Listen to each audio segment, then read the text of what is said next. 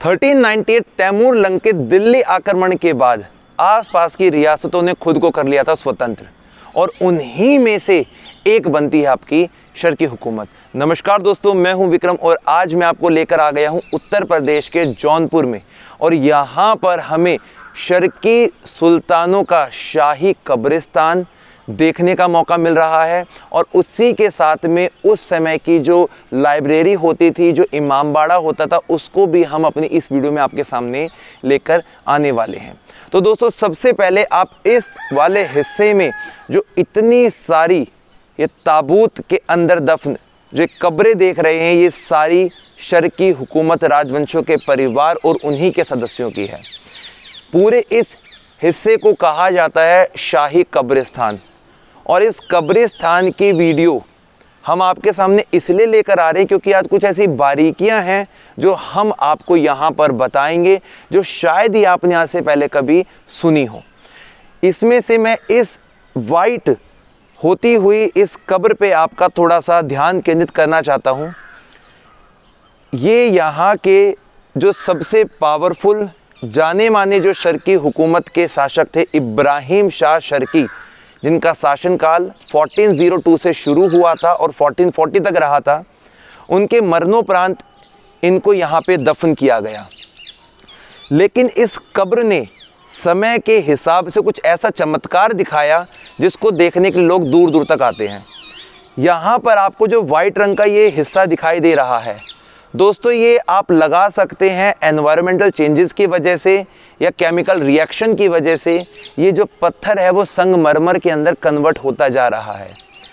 जो यहाँ के बाशिंदा लोग हैं, जो यहाँ पे रहते हैं बचपन से, उन्होंने इस पूरी कब्र को सिंपल पत्थर में देखा था। लेकिन कुछ सालों के बाद में उनका ये कहना है कि दिन प्रतिदिन इसका जो रंग है वो इस पत्थर से कन्वर्ट होकर संगमरमर यानी कि चमकदार वाइट मार्बल में कन्वर्ट होता जा रहा है। और ये मेल की कब्र है, फीमेल की कब्र है, उसकी आपको पहचान मैं यहाँ दे देता हूँ। इस कब्र के सेंटर वाले हिस्से में एक उभरा हुआ भाग आपको दिखाई दे रहा होगा, जिससे ये मालूम पड़ता है कि ये एक मेल की कब्र है। लेकिन साथ वाली कब्र पे यदि आप अपने ध्यान को लेकर जाएंगे तो सेंटर वाले हिस्से में एक राउंड सर्कल के नीचे उभरा हुआ भाग नहीं दिखाई दे रहा होगा, जिससे ये पता लगता है कि ये एक फीमेल की कब्र है। और दोस्तों, ये जो हिस्सा आपको दिखाई दे रहा है, जिसका अधिकांश जो भाग है वो क्षतिग्रस्त हो चुका है, टूट चुका है, समय के हिसाब से ख़त्म हो चुका है। सामने की तरफ जो लाल लाखौरी ईंटें, बादशाही ईंटों की जो इमारत आज भी बची हुई दिखाई दे रही है, वो उसी इमामबाड़े का ही अंश भाग है, जो वर्तमान में इमामबाड़े के रूप में इस्तेमाल में आ रहा है। उसके अंदर आज भी ताजिया रखा हुआ है। और दोस्तों, इसका कुछ जो हिस्सा है, यानी कि ये वाला जो हिस्सा आपको मैं दिखाता हूँ, जो बिल्कुल ज़मीनोदोज़ हो चुका है, इसे कहा जाता था खानका यानी कि लाइब्रेरी। और इस पूरे शाही कब्रिस्तान के आसपास का जो हिस्सा है, जिसमें से सामने वाली कुछ इमारत आपको दिखाई दे रही है, वो भी खानका था। और इसके पीछे की तरफ में जौनपुर की सबसे बड़ी मस्जिद, जिसे यहाँ पे हम जामा मस्जिद के नाम से जानते हैं, बड़ी मस्जिद के नाम से जानते हैं। आरिफ भाई, बताइए इनकी क्या क्या बारीकियां हैं ताकि लोगों को और चीज़ समझ में आए एक एक करके। देखिए, ये कब्र सबसे बड़ा पैसे की ये कब्र जो है जौनपुर में हिस्ट्री में कभी ऐसा नहीं हुआ है, जो कि ये पत्थर की थी और ये कब्र कन्वर्ट हो रही है वक्त के साथ साथ। अब उसको केमिकल रिएक्शन कहिए या कुछ कहिए, ये इब्राहिम शाह शर्की की कब्र है। उसके बगल में उनके बेगम साहिबा की कब्र है, और बीच में आप एक पिलर देखेंगे जिस पे कि अल्लाह, मोहम्मद और रसूल वगैरह नाम लिखे हुए हैं। कुछ जो इस्लाम के पैसिफिक नेम है, जिनको बार बार लिया जाता है नमाज़ों में और इबादतों में, तो वो आपको यहाँ पे साफ साफ देखने को मिलेंगे। और वहाँ पे आप नाम आप देख सकते हैं, अल्लाह लिखा हुआ है, मोहम्मद लिखा हुआ है। तो वो पूरा आपको एक काशकारी में अच्छी तरह से किताबत कह लीजिए कि उसमें आपको देखने को मिलेंगे। आप उस तरफ देखेंगे तो एक बहुत ही बड़ी कब्र जो कि झाड़ियों से छुप गई है। वो बताया जाता है कि इब्राहिम शाह शर्की की बहुत ही अजीज़ पालतू हाथी थी, जिसकी वो कब्र है। तो उसको भी शाही कब्रिस्तान में जगह दी गई। कौन से वाली? ये आप आगे जब देख सकते हैं, वो कोने वाली आगे वाली? हाँ, झाड़ी है, वो बहुत काफ़ी बड़ी है। लोग सोचते हैं कि भाई इस्लाम में तो एक कल्चर है कि 2 गज ज़मीन और 6 फीट होता है, तो इतनी बड़ी कब्र क्यों? तो उसका सही रीज़न ये है कि वो इंसान की कब्र नहीं है, वो एक हाथी की कब्र है, जो कि इब्राहिम शाह शर्की के कई जंगों में साथ थी।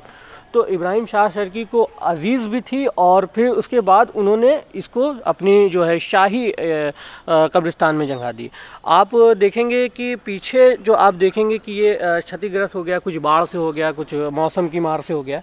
तो यहाँ पे आप देखेंगे कि ये खानका थी। खानका मीन्स होता ये था कि खानका एक स्टडी करने की जगह थी, एक इबादत करने की जगह थी। यहाँ ज़्यादातर किताबें बहुत एक से एक पाई जाती थी, और जौनपुर के रिकॉर्ड में कई खानका हैं जो कि इस टाइम जौनपुर में चल भी रही हैं, मगर ये खानका पूरी तरह से क्षतिग्रस्त है। और अगर देखा जाए तो ये जो पोर्शन आप देख रहे होंगे कि जिस पे वाइट अब इसका नया निर्माण हो गया है, तो ये लाइब्रेरी हुआ करती थी, और सूफ़ी संत यहाँ पे मौजूद रहते थे, है ना।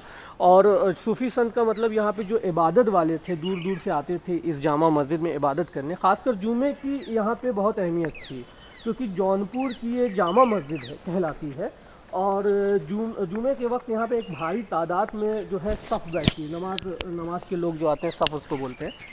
आप यहाँ पे देखेंगे कि ये कब्र एक आपको झलक देगी आपके सर की हुकूमत की। ये साफ साफ जाहिर होता है कि ये किसी सूफ़ी संत की कब्र है, क्योंकि सूफ़ियों की कब्र में दोनों तरफ से जो है पैताने और सिराने से ढका जाता है, और आप देखेंगे कि उनका जो एक सपोर्ट होता है और उनको बीच में दफनाया जाता है। तो उस पर आयतें और वगैरह लिखी रहती हैं, जो कि स्पेसिफिक कुछ चीज़ों के लिए है।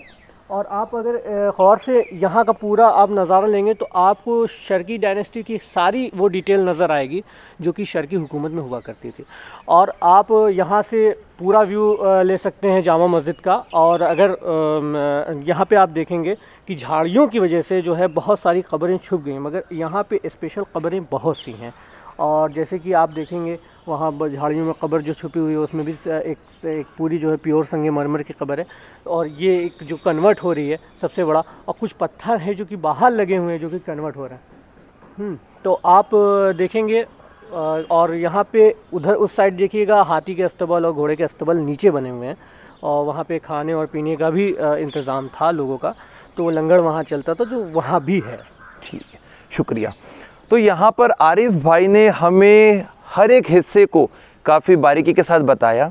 बस आपके सामने मैं बता देता हूँ दोस्तों कि जौनपुर का जो नाम है वो जोना खान यानी कि फ़िरोज़ शाह तुगलक के चचेरे भाई मोहम्मद बिन तुगलक की याद में 1359 में रखा गया था।